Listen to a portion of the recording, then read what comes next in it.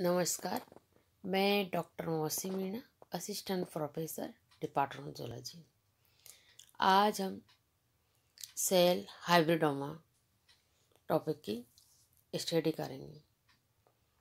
यह टॉपिक कोशिका hybridoma BSc part first, paper second और यूनिट 5 का है।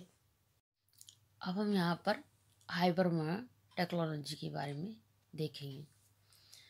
तो जो हाइब्रिडोमा टेक्नोलॉजी है, ये एक मेथड है जिससे कि आइडेंटिकल एंटीबॉडीज हैं उनका लार्ज नंबर पर प्रोड्यूसिंग करती है।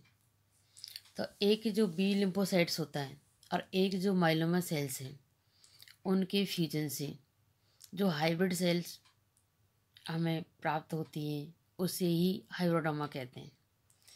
जैसे कि एंटीबॉडी प्रोटेक्शन में जो ट्यूमर सेल्स होती हैं उनको ट्यूमर सेल्स को माइलोमा कहते हैं। जैसे एग्जांपल के तौर पर हम देखेंगे कि बी लिम्फोसाइट की जो ट्यूमर सेल्स होती हैं वो बहुत सारी माइलोमा सेल्स और एंटीबॉडीज़ का वो प्रोटेक्शन भी नहीं करती। इसलिए हाइब्रिडोमा सेल्स बी लिम्फोसाइट के कारण ही इनमें एंटीबॉडी प्रोटेक्शन करती हैं और इनकी जो ट्यूमर सेल्स होती हैं उनके कारण इनकी जो लाइफ साइकिल है वो लंबे समय तक रहती है। तो हाइब्रिडोमा क्लोन्स को इन विट्रो इसका कल्चर करके या रेट्स की जो पेरिटोनियल कैविटी में ट्रांसप्लांट करके और मोनोक्लोनल एंटीबॉडीज का प्रोटेक्शन करते हैं। इसे ही हाइब्रिडोमा टेक्नोलॉजी कहते हैं। तो ये एक तरह से वाइट ब्लड सेल्स और बी सेल्स ये एंटीबॉडीज को प्रोड्यूस करती है जो कि इंजेक्टेड एंटीजन के साथ बाइंड हो जाती है। अब हम यहाँ पर देखेंगे इंट्रोडक्शन ऑफ हाइब्रिडोमा। तो हाइब्रिडोमा के इंट्रोडक्शन के बारे में देखेंगे। हाइब्रिडोमा टेक्नोलॉजी है उसको सबसे पहले डिस्कवर्ड किया था 1975 में दो साइंटिस्ट द्वारा। इन दोनों में ये थे जी कॉलर और इसके अलावा सी मिल्टन। इन दोनों में इसके बारे में डिस्कवरी की थी हाइब्रिडोमा के बारे में, और वो चाहते थे एक क्रिएट इमॉर्टल हाइब्रिड सेल और उसको नॉर्मल बी सेल जो कि इम्यूनाइज माइलोमा सेल के साथ फ्यूजिंग करके इन्होंने हाइब्रिड सेल्स को प्राप्त किया था। और इनको इस काम के लिए इनको 1984 में नोबेल पुरस्कार भी दिया गया। अब हम यहाँ पर इस डायग्राम के द्वारा देखेंगे production of hybridoma sales clones. इस डायग्राम के द्वारा हाइब्रिडोमा क्लोन्स के प्रोडक्शन के बारे में देखेंगे।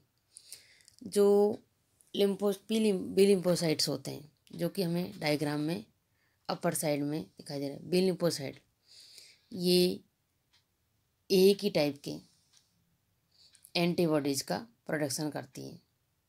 इसमें क्या होता है कि कोई भी एंटीबॉडी किसी एक स्पेसिफिक एंटीजन से ही आपस में ये रिएक्शंस करते हैं। तो बी लिम्फोसाइट होता है वो पूरी तरह से डिफ्रेंशिएट होती हैं और ये कल्चर करने पर भी इनमें डिवाइड नहीं हो पाती। तो हाइब्रिडोमा प्रोडक्शन के लिए कोई इम्यूनाइज एनिमल्स लेते हैं जैसे कि मूसक या रैबिट। इनमें से किसी की, ज़्यादातर तो मूसक का ही यूज किया जाता है। तो इसके जो स्प्लीन से बी लिम्फोसाइट लेते हैं जो कि हमें डायग्राम में अपर साइड में दिखाई दे रहा है कि बी लिम्फोसाइट स्प्लीन से लिया और इसके इम्यूनाइजेशन के लिए उस एनिमल में उसके एंटीजन को इंजेक्ट करते हैं और इंजेक्ट करने के बाद इसके लिए एक स्पेसिफिक मोनोक्लोनल एंटीबॉडी का प्रोडक्शन करने वाला हाइब्रिडोमा उससे हमें मिल जाता है। तो जो एंटीजन प्रिपरेशन में एक तरह से एक प्रॉपर एड्जुवेंट मिक्स करते हैं और इसके इम्यूनाइजेशन के द्वारा प्रतिरक्षित एनिमल जैसे कि मूसक, रैबिट, इनकी स्प्लीन से बी लिम्फोसाइट लेते हैं, जो कि हमें यहाँ डायग्राम में अपर साइड में दिखाई दे रहा है कि ये बी लिम्फोसाइट स्प्लीन से लिया। तो इसमें इम्यूनाइजेशन के लिए एनिमल में उस एंटीजन को इसमें इंजेक्ट करते हैं, जिसके लिए कि एक स्पेसिफिक मोनोक्लोनल एंटीबॉडी प्रोडक्शन करने वाला जो हाइब्रिडोमा प्राप्त होता है इससे, और एंटीजन प्रिपरेशन में एक ही प्रॉपर मात्रा में एड्जुवेंट मिक्स करते हैं, इससे कि प्रतिरक्षण के द्वारा जो प्रतिरक्षी एनिमल होता है उसमें इस एंटीजन विशेष के लिए एंटीबॉडी प्रोड्यूस करने वाले बी लिम्फोसाइट की जो संख्या होती है वो बहुत ज़्यादा बढ़ जाती है और इससे डिजायर्ड हाइब्रिडोमा क्लोन्स की जो संख्या होती है वो भी ज़्यादा बढ़ जाती है। तो इस हाइब्रिडोमा के लिए यहाँ हमने माइलोमा सेल्स का सिलेक्शन किया। तो माइलोमा सेल्स का सिलेक्शन करने की भी रीजन्स है इसके, क्योंकि इसमें कुछ ऐसे करैक्टर पाए जाते हैं जो कि इसके लिए उपयोगी हैं। एक तो है इसका कि इसकी जो प्रतिरक्षी प्रोडक्शन करने में ये इनकेपेबल है, और इसका HGPRT माइनस या TK माइनस है, और या किसी और दूसरे मार्कर लेते हैं उसमें ये जीन की प्रेजेंस होती है, जिससे कि हाइब्रिडोमा सेल्स का सिलेक्शन किया जाता है। तो इसलिए यहाँ पे इसमें डायग्राम में बी लिम्फोसाइट के साथ HGPRT माइनस माइलोमा सेल्स का सिलेक्शन किया, और ये जो माइलोमा सेल्स हैं उनको जो प्रतिरक्षी एनिमल्स हैं उनके बी लिम्फोसाइट के साथ इसको फ्यूज कर दिया। तो इससे भी यहाँ हमें डायग्राम में दिखाई दे रही है कि बी लिम्फोसाइट और HGPRT माइलोमा सेल्स के फ्यूजन के बाद में हमें 3 तरह की जो सेल्स हैं वो प्राप्त हो रही हैं। तो इसमें फर्स्ट है बी लिम्फोसाइट, सेकंड है हाइब्रिडोमा सेल्स, और थर्ड है HGPRT माइनस माइलोमा सेल्स। तो ये हाइब्रिड सेल्स, हाइब्रिडोमा और माइलोमा सेल्स और बी लिम्फोसाइट, इन सेल्स के जो मिश्रण को और हेड के जो होस्ट मटेरियल्स होता है उन पे अगर इनको प्लेट करते हैं तो इससे होस्ट मटेरियल पर केवल हाइब्रिडोमा सेल्स ही ग्रोथ करती है। इसकी जो माइलोमा सेल्स होती है, यहाँ डायग्राम हमें दिखाई दे रही है कि माइलोमा सेल्स और HGPRT माइनस होने के कारण में क्या होता है कि ये हेड जो होस्ट मटेरियल्स होते हैं वो डिवाइड ही नहीं हो पाते, जबकि इसकी जो बी लिम्फोसाइट होती है वो होस्ट मटेरियल पे लॉन्ग टाइम तक लिविंग फॉर्म में भी रह पाती है। अब इसमें बहुत से जो हाइब्रिडोमा क्लोन्स में से किसी एक हाइब्रिडोमा क्लोन्स की आइडेंटिफाई किया जाता है, जिसमें कि डिजायर्ड एंटीजन के लिए एंटीबॉडी प्रोड्यूस करता रहा हो। इसलिए क्या, इसके लिए क्या करते हैं कि हाइब्रिडोमा सेल्स होती हैं उनको होस्ट मटेरियल में सस्पेंड करके एक सेल डेंसिटी पर रखते हैं, जो कि जो माइक्रो कल्चर प्लेट के जो माइक्रो बेल होती है उसमें केवल एक सेल से तक ही उसको डिस्ट्रीब्यूट किया जाता है। तो इसका जो सूक्ष्म स्कोप होता है उसमें हाइब्रिडोमा सेल्स का मल्टीप्लेक्शन होता है, जिससे कि ये होस्ट मटेरियल्स में एंटीबॉडीज का सीक्रेट करती है।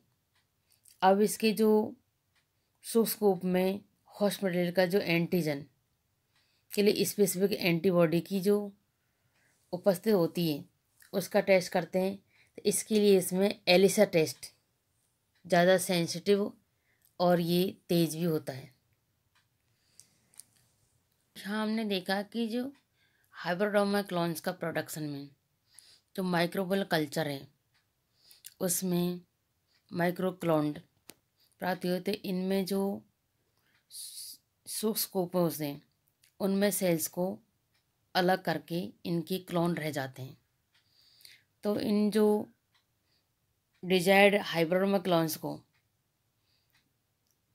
इन विट्रो कल्चर में या जो पेरिटोनियल कैविटी होती है उसमें इनको डेवलप करते हैं, जहाँ की ये क्या करती है, वहाँ मोनोक्लोनल एंटीबॉडीज होती हैं उनका प्रोडक्शन करती हैं, और उनके प्रोडक्शन के लिए इनमें हाइब्रिडोमा सेल्स को आइसोजेनिक जो मुस्कोको की जो पेरिटोनियल कैविटी होती है उनमें इंजेक्ट करते हैं, और ये एक निश्चित पीरियड तक ही के बाद उनके एसिडिक या जलोदरीय फ्लूइड होता है उसमें इकट्ठा करते हैं, और इस प्रकार से इसका मोनोक्लोनल एंटीबॉडी का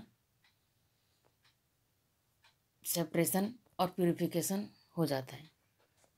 तो यहाँ पर सिंपल वे में बी लिम्फोसाइट्स और माइलोमा सेल्स होती है, उनका सेल फ्यूजन हुआ पैक के द्वारा, और उससे फिर 3 टाइप्स की सेल मिली हमें, वो बी लिम्फोसाइट्स, माइलोमा सेल्स और HGPITC माइलोमा सेल्स।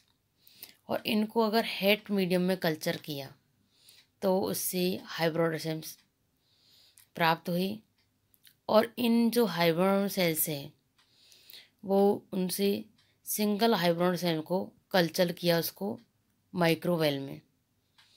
तो माइक्रोवेल में कल्चर करने के बाद में ही इससे जो सेल मिली उसको आइडेंटिफाई किया माइक्रोवेव क्लाउड में, और इस क्लाउड के बाद ही इनको जो दूसरे सूक्ष्म स्कोप हैं उन सेल्स में इनको क्लोन किया। तो एक तरह से हमने देखा कि हाइब्रिडोमा जो क्लोन्स हैं उनको इन विट्रो कल्चर में इनका कल्चर किया, जिससे इसका आगे डेवलप हो सके, और इनका जो डेवलपमेंट है वो है ये मूसक की जो पेरिटोनियम कैविटी होती है उनमें ही डेवलप होती है, और वहाँ पर ही ये मोनोक्लोनल एंटीबॉडी का फॉर्मेशन करती है। तो इस प्रकार से इसमें एक फ्लूइड से मोनोक्लोनल एंटीबॉडी का उसको अलग किया और इसका प्यूरिफिकेशन भी किया। सभी को धन्यवाद। इस प्रकार आज का हमारा टॉपिक सेल हाइब्रिडोमा कंप्लीट हो चुका है।